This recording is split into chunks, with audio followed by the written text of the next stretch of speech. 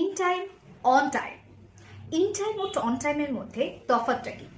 On time যখন কোনো জিনিস একদম সঠিক সময়ে হয়, এক্স্যাক্ট টাইমের ব্যাপারে কথা বলার জন্য আমরা অন টাইম ইউজ করে থাকি। Example, fortunately the train was on time. সৌভাগ্যবশত ট্রেনটা একদম সঠিক সময়ে ছিল। I will finish the project on time. আমি প্রজেক্টটা একদম সঠিক সময়ে শেষ করব। She always pays the bill on time. সে সবসময় বিল পে করে নির্দিষ্ট সময়। ইন টাইম যখন কোনো কিছু একদম শেষ মুহূর্তে হয়, অর্থাৎ তুমি লেট হতে হতে বেঁচে গেছো, তখন আমরা বলে থাকি in time. Example, I arrive for the school in time. অর্থাৎ আমি স্কুলে একদম সময়ের আগে পৌঁছেছি, কিছুক্ষণ আগে। Next example, I submitted the project in time. অর্থাৎ তুমি কোনো প্রজেক্ট ডেডলাইনের আগে সাবমিট করেছো।